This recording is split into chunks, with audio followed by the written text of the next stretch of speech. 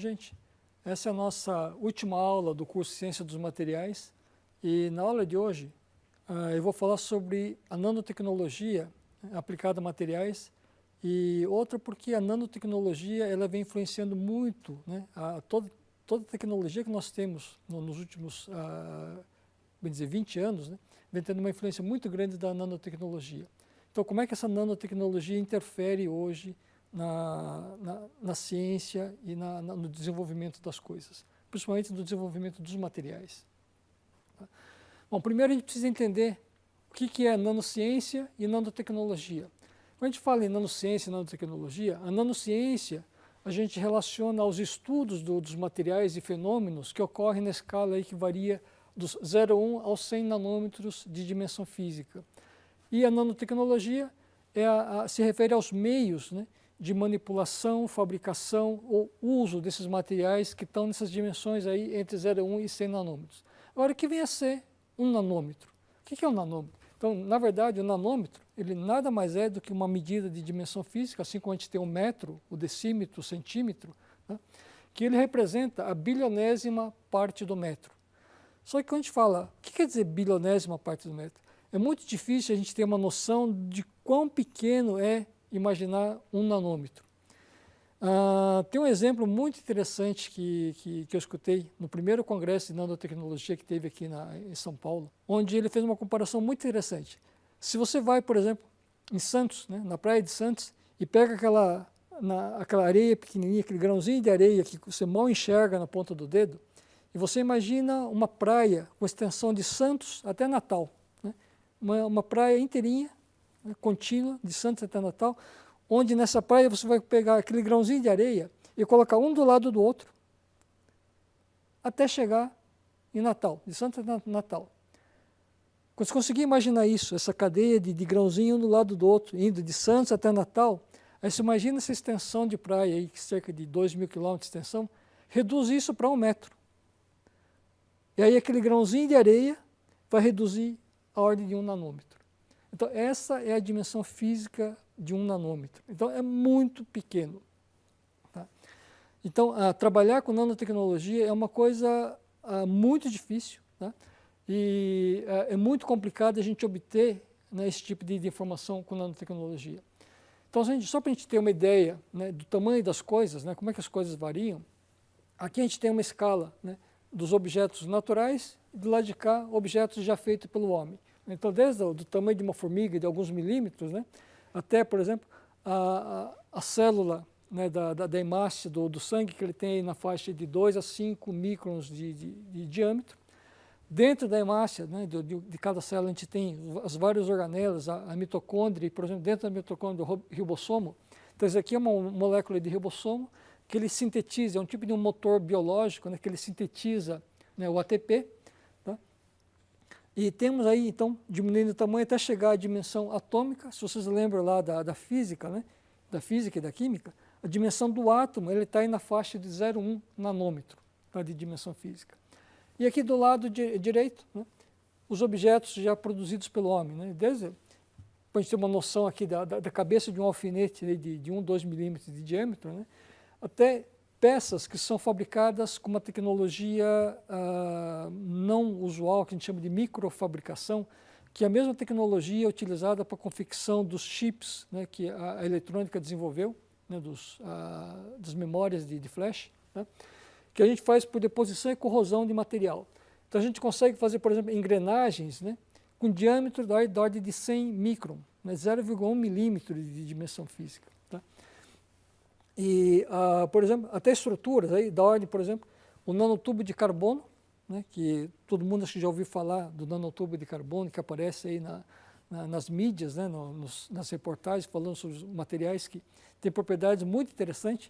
O nanotubo de carbono, por exemplo, ele tem, em termos de resistência mecânica à tração, ele é cerca de 100 vezes mais resistente que o aço com o mesmo diâmetro e cerca de 6 vezes mais leve que o aço. Então, é um material que, para a engenharia, é muito interessante de ser utilizado. E o homem aprendeu a fabricar, né, esse tipo de componente já. E aqui a gente tem, né, nesse tipo de manipulação, né, de coisas nanométricas, né, por exemplo, a imagem, né, de 48 átomos de ferro posicionado em cima de uma estrutura de cobre. Tá? Então, essa aqui é uma imagem obtida com um equipamento chamado microscópio de tunelamento atômico, tá? Onde você tem aí uma pontinha, né, que ele escaneia, né, átomo a átomo, né, uma superfície, e cria então uma imagem, né, a partir das forças de troca de corrente elétrica. Tá? Então, esse tipo de evolução, né, da ciência que a gente precisa para poder fazer esse tipo de manipulação e observação de nanocoisas, tá? Ele levou muito tempo. O primeiro microscópio de tunelamento atômico, então capaz de observar e enxergar, né, o átomo, ele foi inventado só em 1980, na década de 80, início de 80. E então, a partir daqui, né, tiveram a evolução de uma série de equipamentos, tá, capazes de conseguir observar o átomo um a um. Tá? Então, mas para isso ele precisou aí do desenvolvimento da eletrônica, de novos materiais, de materiais especiais. Tá? Então, levou muito tempo, né, e envolveu grandes pesquisadores e grandes cientistas nesse tipo de evolução. Para vocês terem uma ideia da evolução, por exemplo, da tecnologia, na década de 40, né, de 1940, foi descoberto, né, o efeito do transistor. Né? Então, o primeiro transistor, né, que foi fabricado, ele tinha aí vários centímetros de dimensão física. E o primeiro produto industrial, né, baseado no transistor, né, na confecção, por exemplo, dos rádios, né, na época em 1960, ele era a válvula, né, que ele tinha a função do transistor de amplificar uma corrente elétrica. E esse tipo de componente, hoje, ele é fabricado por um outro processo, tá, chamado de microfabricação, onde a gente faz aqui, então, com dopagens de materiais semicondutores, né, o mesmo efeito que o transistor fazia, né, essa válvula fazia, a gente faz hoje com esse tipo de componente, feito por microfabricação, uma tecnologia diferente. E nessa tecnologia de microfabricação, né, cada transistor, ele era, né, conseguia se fazer na década, né, na virada do milênio, em 2001, né, com uma dimensão aí, né, da estrutura, tá, da ordem de 130 nanômetros de dimensão física. Então já é uma dimensão muito pequena. Então nessa dimensão, tá, era possível colocar, né, num chip, na fabricação de um chip, por exemplo, com uma área aí da ordem de 1 centímetro quadrado, pouco menos que 1 centímetro quadrado, colocar cerca de 42 milhões de transistores, tá, aqui dentro nessa área. E essa evolução, né, continuou crescendo, a gente continuou miniaturizando, né, os processos, tá, de 130 nanômetros passou para 65 em 2006, 45 nanômetros em 2008, 32 nanômetros em 2009, 2010, e hoje, né, nós estamos aí com tecnologia dos 22 nanômetros, né, de resolução.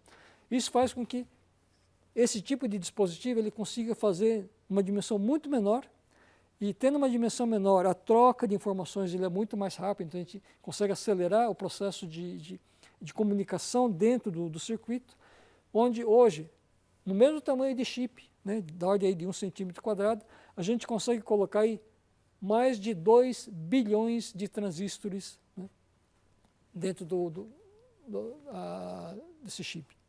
Então isso faz com que o processamento, né, hoje, utilizado nos computadores, na informática, nos celulares aí de última geração, ele seja muito, muito mais rápido, né, do que a gente tinha há pouco tempo atrás. Então, isso mostra a evolução, né, da tecnologia, e essa evolução da tecnologia ele sempre vem acoplado à evolução de materiais, a desenvolvimento de novos materiais, a desenvolvimento de novas formas de como fabricar esses componentes. Tá? Então, a nanociência e a nanotecnologia, ele é hoje uma ciência multidisciplinar, uma área multidisciplinar, onde ele envolve tanto a física, como a química, como a engenharia, a biologia, todas as áreas praticamente do conhecimento, tá? Ele envolve na nanotecnologia hoje. Tá? E é um dos principais focos de atividade das indústrias, né? E outra por quê? Estima-se, né, que atualmente o mercado mundial para produtos e processos, né, serviços, né, que envolvem nanotecnologia, ele já supera os $1 trilhão. Né? Então ele movimenta um capital muito grande, né? Então tem um mercado muito grande, né, esse mercado da nanotecnologia. E os campos de aplicação da nanotecnologia hoje são muito variados, né? Ele vai desde a indústria automobilística e aeronáutica, onde a gente necessita de materiais mais leves e mais resistentes, né? O uso de pneus, né? Por exemplo, que tem menos desgaste, maior aderência no solo, plásticos não inflamáveis. Na indústria eletrônica e telecomunicações, como eu estava falando do desenvolvimento dos chips, né, de processos de armazenamento de dados, né, cada vez mais compactos, menores, né, mais eficientes. As telas planas, né, das televisões, né, dos LCDs, onde cada pixel, né, é um LEDzinho que é feito por microfabricação. Na indústria química e de materiais, né, no uso de catalisadores mais eficientes, ferramentas de corte mais duras e mais resistentes, mais tenazes. Tá? Então, de fluidos magnéticos inteligentes para vários tipos de aplicações. Tá? Então, a gente tem aí não só na área de ciência, mas na indústria farmacêutica, nos vários processos de fabricação, energético, meio ambiente, defesa. Então, nós temos o uso, tá, da nanotecnologia espalhados em quase todas as áreas, tá, que a gente tem hoje do conhecimento de uso, não só de materiais, como serviços também. E para cada tipo de aplicação, né, a gente precisa de uma nanotecnologia diferenciada. Né? Então, no desenvolvimento de materiais, por exemplo, né, seja ele na área da microeletrônica, desenvolver processos diferenciados de como miniaturizar as coisas, que tipo de processo eu vou utilizar, processo de corrosão, deposição, tá, como fazer esse tipo de processo. Os efeitos que acontecem, eletroóticos, né? E hoje está se estudando, por exemplo, a fabricação dos chips óticos, em vez de ter uma computação eletrônica, de ter uma computação ótica. Tá? Então, a parte da fotografia, que substituiu a parte do filmes, né, fotossensíveis, né, por sensores, onde a gente tem uma evolução cada vez maior com a diminuição dos pixels, né, e aumento da resolução dos sensores ópticos, né? As conexões eletrônicas, as máquinas moleculares, tem uma série de áreas, né, voltadas à área de materiais, que fazem uso da nanotecnologia hoje. Tá? E não só desenvolvimento de materiais. A área da química é um dos setores também que teve maior evolução, né, com a nanotecnologia, desde a parte dos catalisadores, né, de você melhorar o efeito do catalisador. Outra, porque qualquer reação química, né, se vocês pensarem, ele ocorre na superfície dos materiais. Então, se ocorre na superfície dos materiais, tá, se eu conseguir trabalhar esse tipo de efeito de nanopartículas, eu consigo aumentar muito a reatividade dos componentes. Então, a gente vai ver em alguns slides para frente como é que a diminuição da dimensão física afeta algumas propriedades dos materiais. Tá? Então, isso tem aí em várias áreas, né? Por exemplo, na área dos drug delivery, né, são cápsulas ou nanocápsulas, né, que o medicamento ele é armazenado dentro dessa cápsula e ele é direcionado a um local específico, né, para ser liberado, né, para que você não tenha efeitos colaterais do medicamento e o medicamento atue em uma região bem localizada do corpo. Então, o que muda, né, quando a gente trabalha com partículas pequenas, cada vez menores? Você pega qualquer material e vou diminuindo, né, a sua dimensão física, o que acontece com esse material? O que muda nele? Será que as propriedades físicas mudam alguma coisa? A relação massa-área, né, superficial, o que altera nisso? Como é que altera? Que tipo de propriedades físicas, né, são afetadas pela diminuição da partícula? Por exemplo, campo magnético. Se eu tenho uma partícula muito pequenininha, como é que o campo magnético afeta essa partícula? As propriedades elétricas, eletrostáticas. Né? Por exemplo, a gravitação, né? A gravidade. Como é que a gravidade afeta nesse tipo de componente? Por exemplo, é comum a gente pegar, né, em cima da mesa, né, você passa o dedo e olha aqueles grãozinhos de areia, aquela poeirinha brilhante, né, que é um grãozinho de areia. Na verdade, aquele grãozinho de areia, se você olhar no microscópio, né, ele vai ter o formato de uma pedra, de uma rocha. Que a densidade dele, na verdade, é a densidade de uma rocha. Aí eu falei, pô, mas como é que uma rocha voa, né, e cai em cima da mesa? Como é que ele voa? Por que voa? Se a densidade desse grãozinho é a mesma densidade de uma pedra, como é que a pedra voa? Então, Esse tipo de efeito, a gente vai descobrir que quando a gente diminui o tamanho das partículas, né, ocorre uma coisa muito interessante. Por exemplo, se eu imaginar um cubo, né, com 1 centímetro de aresta, né, qual que vai ser a área superficial desse cubo? Então, como o cubo tem 6 superfícies, né, eu tenho 1 centímetro quadrado em cada superfície, ele vai ter 6 centímetros quadrados. Agora, imagine que eu passo aqui, nesse cubo, um plano vertical, horizontal e transversal, cortando esse cubo, né, por três planos. Então, eu vou dividir esse cubo em 8 cubinhos menores, né, com aresta de meio centímetro cada cubinho. Qual que é a área superficial da soma desses 8 cubinhos? Se vocês fizerem a conta, né, você vai ver que a área superficial desses cubinhos, né, somados, ele vai dar aí vai dar 12 centímetros quadrados de área. Ou seja, eu cortei o tamanho dele para metade, para o mesmo volume total, tá, ele dobrou a área. Então, cada vez que eu diminuo o tamanho da partícula, né, eu dobro a área, né, eu aumento a área da superfície desse componente. Então,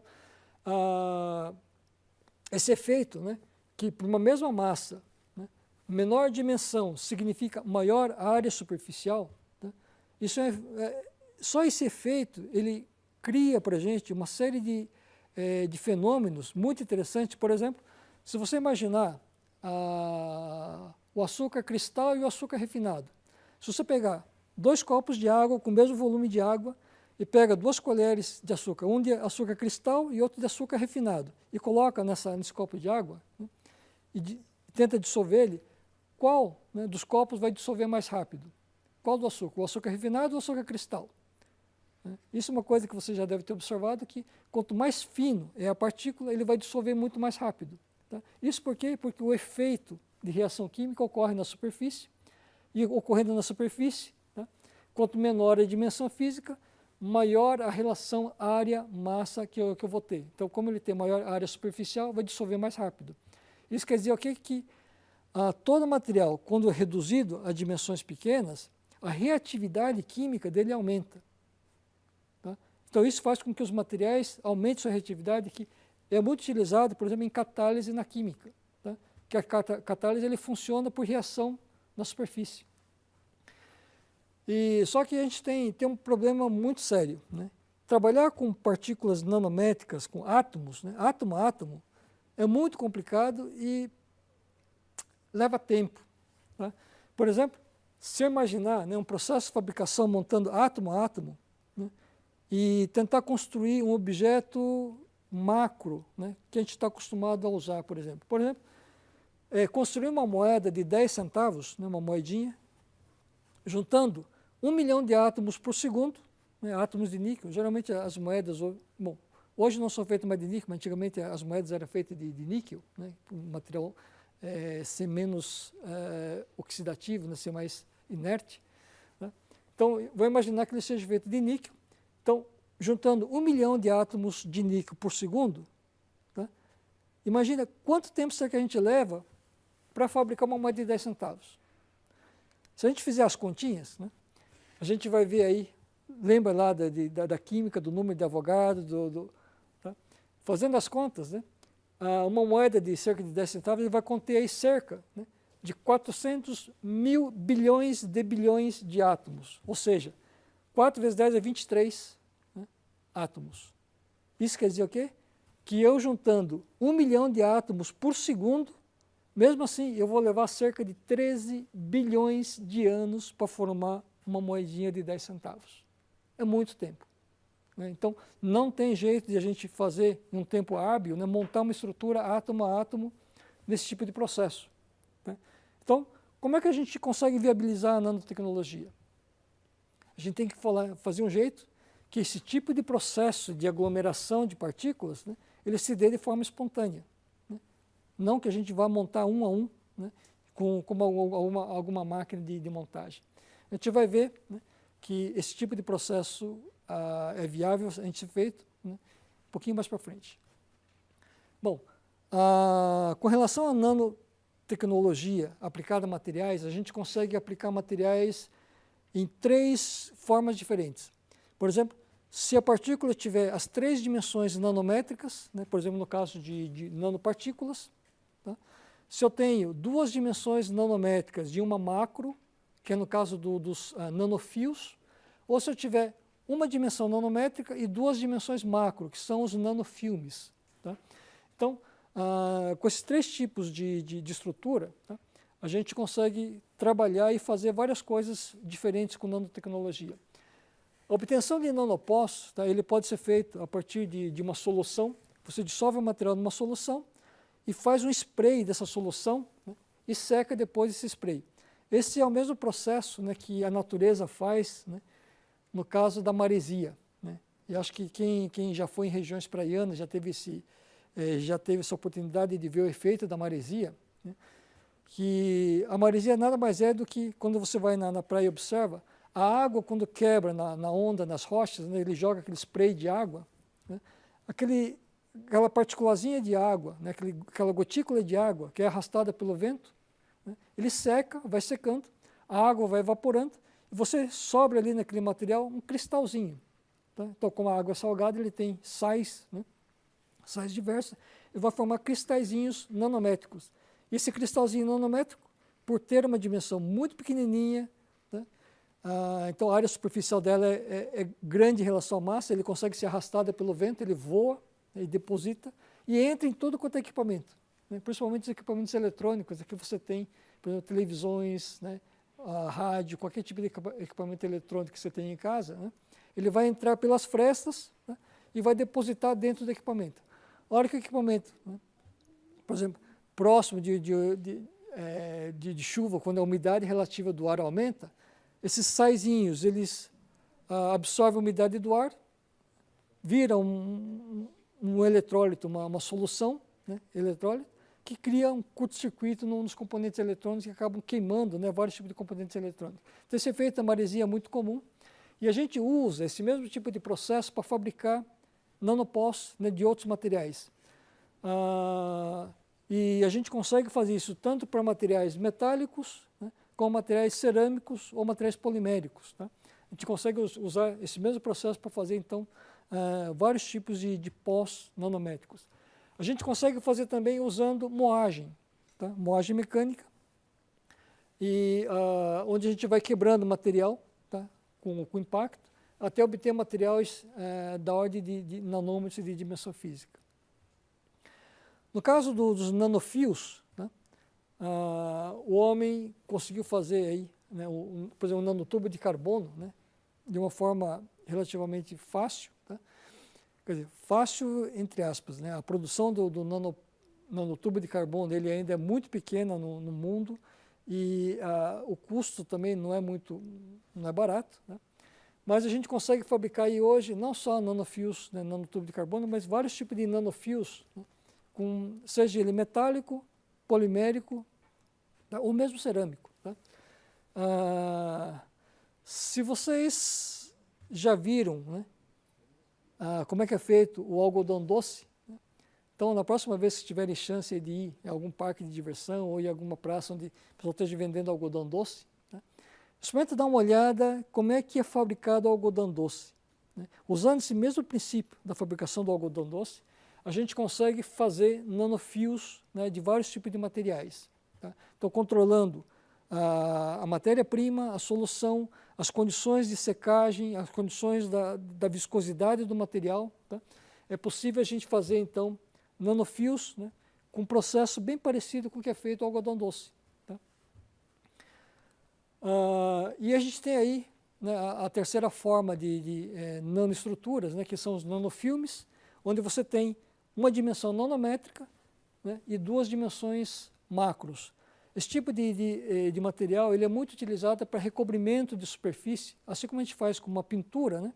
A gente faz o recobrimento de uma superfície com um filme nanométrico, usando esse tipo de propriedade desse tipo de material. Tem vários processos, né, de obtenção de filmes nanométricos, desde o uso, assim como a gente faz o uso do spray, né? Então, se você pinta uma superfície com líquido que ele consegue espalhar na superfície, a hora que esse líquido seca, né, ele vai deixar depositado ali um filme nanométrico de material.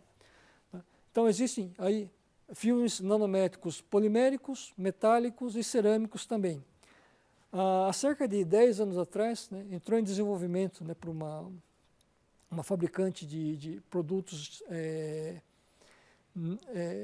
como é que diz, de revestimento de folhas de aço, né, para que o aço tem uma taxa de corrosão muito alta, né, ele oxida muito fácil, e a gente usa normalmente um processo de recobrimento do aço, por exemplo, fosfatização, para deixar esse material inerte, né, para ter menos oxidação da folha de aço. Só que o problema do fosfato é que ele é um agente poluente, caro, ele causa um problema ambiental muito sério, né? Então o pessoal conseguiu desenvolver um filme cerâmico nanométrico de espessura, né, nanométrica, que conseguia fazer um recobrimento da superfície, né, muito bem feito, mais fechado até que o filme de fosfato, né, e que, sendo nanométrico, a utilização de uma quantidade muito pequena de material, ele consegue recobrir uma área muito grande, tá? Com a vantagem ainda que, por ele ser um material cerâmico, ele é inerte, né, duro, então tem uma alta resistência mecânica, e faz com que essa superfície, por exemplo, ele fique mais resistente a risco, né? Se eu tiver qualquer material raspando aqui em cima, para mim poder remover ou fazer um risco numa superfície, eu tenho que penetrar nessa superfície e arrancar esse material. Como essa membrana ela é bem densa, tá, e dura, eu não consigo penetrar por baixo dessa membrana para remover ele, né? Então ele cria aí uma superfície muito resistente, tá, que está começando a ser utilizado hoje por várias indústrias, né, para esse tipo de recobrimento de folhas, né, de aço, né,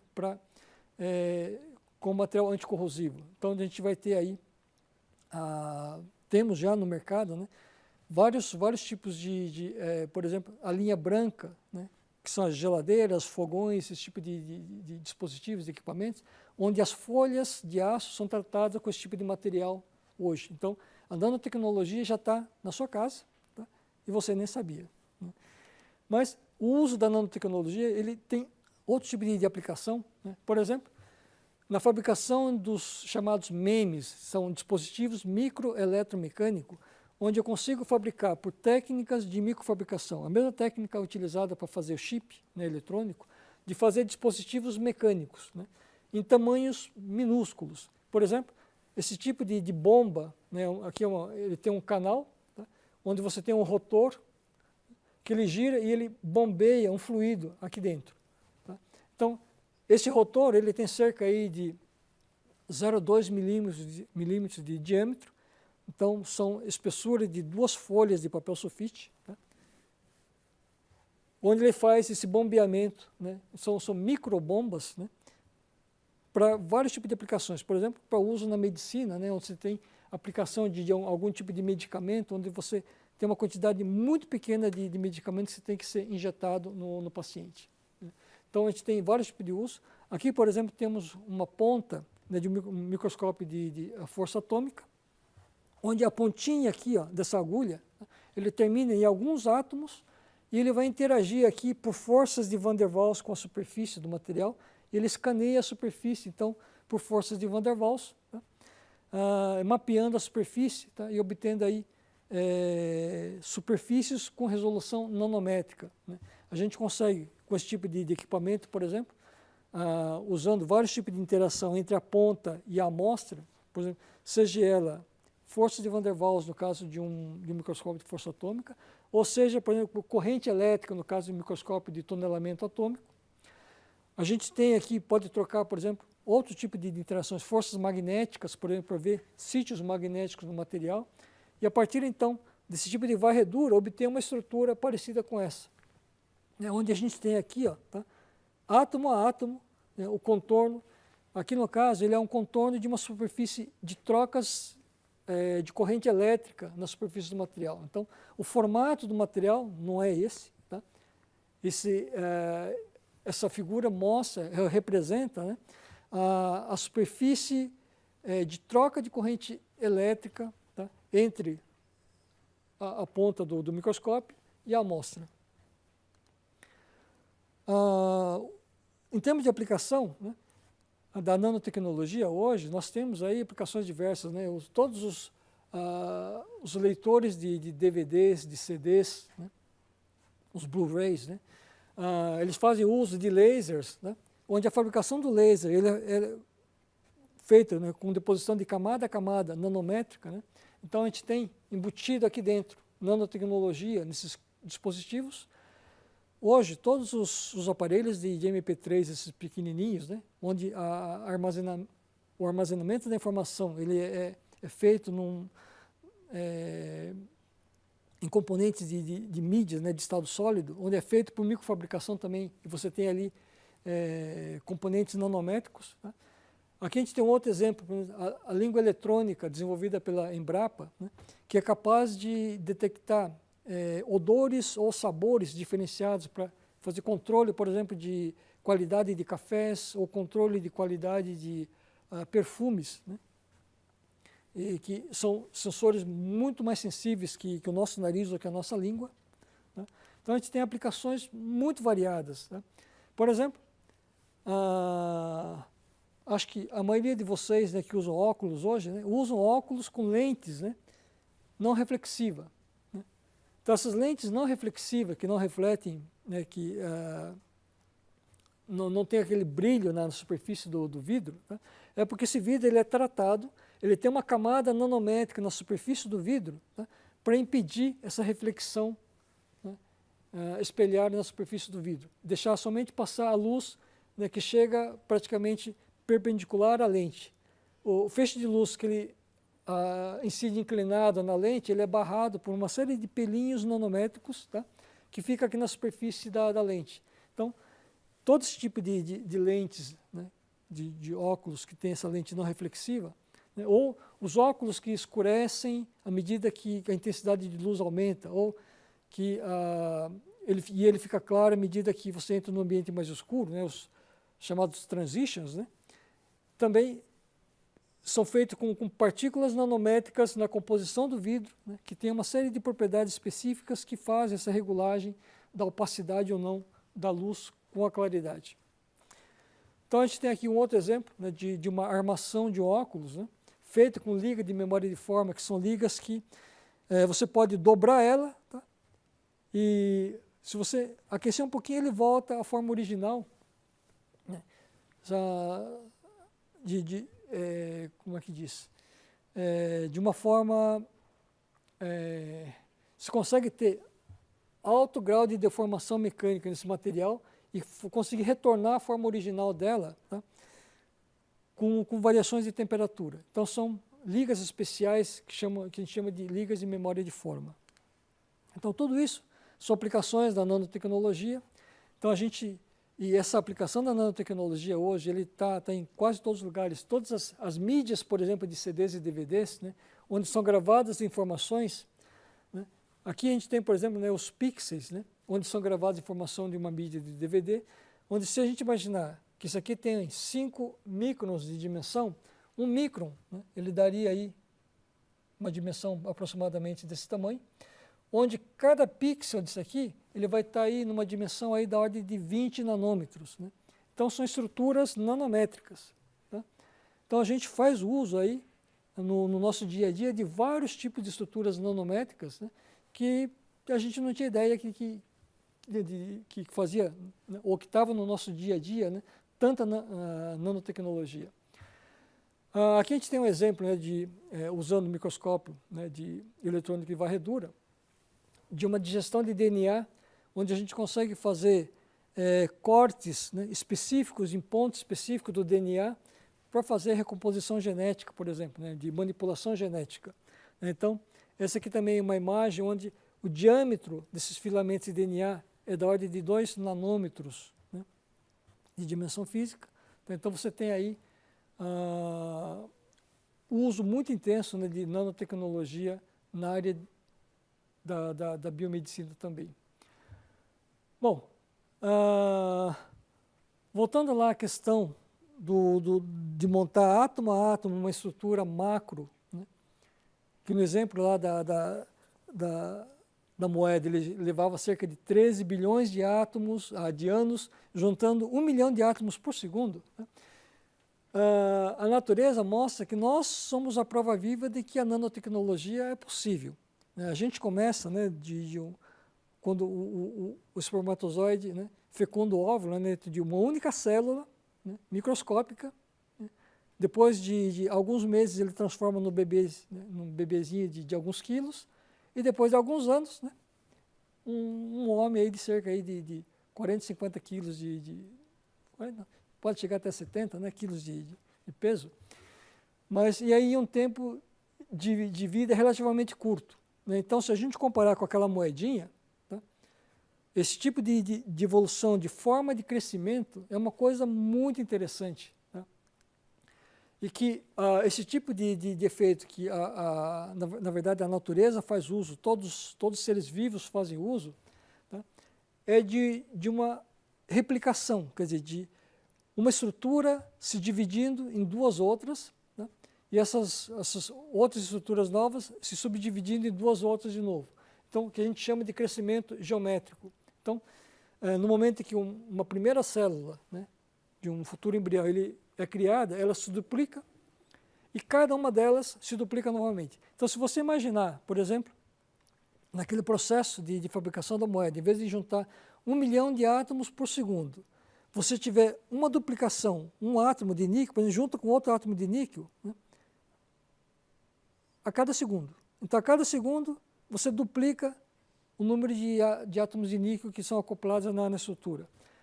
Isso, né, em quanto tempo será que a gente vai conseguir formar uma estrutura do tamanho de uma moeda de 10 centavos? Então, se você fizer as contas, tá, isso não vai levar nem 2 minutos, tá, de tempo. Ou seja, se você duplicar, né, um átomo de níquel a cada segundo, um por segundo só, né, é muito diferente de você imaginar juntar 1 milhão de átomos por segundo, né, então você só duplica um por segundo. Ao longo do processo, né, de crescimento geométrico, tá, em cerca de 2 minutos você tem aí o tamanho de uma moeda inteira, tá, num tempo muito curto. Tá? Então, esse efeito, né, de automontagem, tá, é um efeito muito interessante para a nanotecnologia e é isso que vários pesquisadores estão atrás, né, tentando descobrir formas de como criar essas condições de autoduplicação ou de automontagem. Na verdade, esse tipo de estudo, se a gente coloca condições de temperatura, pH, os tipos de componentes que estão ali na solução, né, que tem ligações covalentes, iônicas, forças de Van der Waals, as forças eletrostáticas associadas, né? Se a gente controla esse tipo de parâmetros, né, a gente consegue colocar numa condição que a estrutura começa a se automontar sozinha. Então tem vários tipos de estrutura, né, que esse efeito ele acontece, que é possível a gente fazer esse efeito, tá? E é assim que a gente faz, né, as várias estruturas nanométricas que a gente usa hoje. Só que além disso, né, esse estudo da automontagem, ele encaminha a gente para uma outra área, né? Tem vários pesquisadores que estão fazendo pesquisa com pedaços de DNAs, né, tentando replicar pedaços de DNAs e fazer com que esses DNAs se autodupliquem, né? Então, de criar vida, né? Esse tipo de efeito, na verdade, ele pode ser bom de um lado e pode ser muito ruim de outro lado. Se, por exemplo, né, você consegue montar uma moléculazinha, por exemplo, baseada em carbono, e que seja estável, né, e que se autoduplique, o que acontece? Se essa moléculazinha baseada em carbono se autoduplicar e for estável, ele vai roubando carbono, vai se duplicando, né, em escala exponencial, geométrica. Tá? E o que vai acontecer é que em pouco tempo ele vai roubar todo o carbono disponível da Terra. Ele vai acabar com a vida na Terra. Tá? Então, esse tipo de estudo, né, ele tem que ser muito bem feito, muito bem controlado. Tá? E até agora a gente não conseguiu ainda descobrir nenhum tipo de estrutura que tivesse esse tipo de efeito, ainda bem, né? Mas são coisas que a gente não sabe que pode acontecer, então tem que tomar muito cuidado. E uma outra coisa que a gente precisa tomar cuidado no nosso dia a dia é que a gente faz uso de uma série de produtos, né, nanotecnológicos e que a gente não tem noção de que tem nanotecnologia envolvida ali. Por exemplo, o uso de protetor solar, né? E a maior parte do protetor solar hoje, ele é baseado no dióxido de titânio, tá? Em partículas de dióxido de titânio, onde o dióxido de titânio ele tem a capacidade de absorver radiação ultravioleta, né? Ele fica ativo, tá? E ele consegue descarregar essa energia em outras coisas, inclusive quebrar moléculas orgânicas, tá? Mas ele não deixa que a radiação ultravioleta penetre, tá? na pele. Então, antigamente, o pessoal usava esses pauzinhos de dióxido de titânio com dimensões grandes, né? Eram de vários microns de dimensão física. Isso fazia com que o protetor ficasse branco, né? Ele fosse um creme branco que você passava na pele, e para poder dar proteção ele tinha que ficar branco na pele. Hoje em dia não. Hoje em dia os protetores são praticamente incolores. Você passa e ele desaparece na superfície. Por que ele desaparece? Porque o pessoal está utilizando pós, né, de dióxido de titânio com dimensões muito pequenininhas, com dimensões abaixo de meio micron, dimensões abaixo, né, do comprimento de onda da luz visível. Isso quer dizer o quê? Que esses grãozinhos ficam invisíveis à radiação visível, a luz que a gente usa para observar, para enxergar. Então, ele desaparece. Então, o protetor solar hoje, né, esses grãozinhos estão tão pequenininhos que desaparece, aumenta a reatividade dele, porque aumenta a área superficial, né, do pauzinho. Então ele protege melhor, né, da radiação ultravioleta, mas ele tem um problema. Como ele tem dimensões submicrométricas, né, submicrons, ele tem uma dimensão menor que o tamanho do poro, por exemplo, que a gente tem na pele. Isso quer dizer o quê? Que quando você passa esse protetor, uma parte desses pauzinhos, ele penetra na pele, ele vai lá para dentro da derme e pode entrar na corrente sanguínea, né? Então, o que isso causa? Não sei. Isso são estudos que ainda a gente não sabe a longo prazo o que pode causar, tá?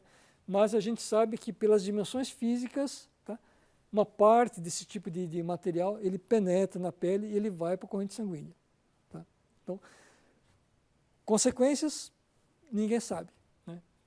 Por enquanto, né? É a mesma coisa com o estudo do asbesto, o problema da silicose, né, que ele só vai se manifestar, né, os problemas de silicose depois de 20, 30 anos de exposição a esse tipo de material. Então a gente não sabe, como a nanotecnologia é muito recente, tá, e o uso desse tipo de material é muito recente, a gente não sabe as consequências que isso pode causar na gente. Mas vocês como universitários aí, né, conhecendo os materiais, conhecendo as propriedades dos materiais, conhecendo que tipo de efeito isso pode causar, e esse tipo de nanotecnologia, ele está sendo muito utilizado hoje em cosméticos, né, que a gente tem uso em hidratação, medicamentos, tá? Conhecer o princípio, como ele atua, o que ele faz, que tipo de reação ele pode causar na gente, são coisas importantes para fazer, né, e para estudar e para pensar na hora de fazer uso de um produto ou não.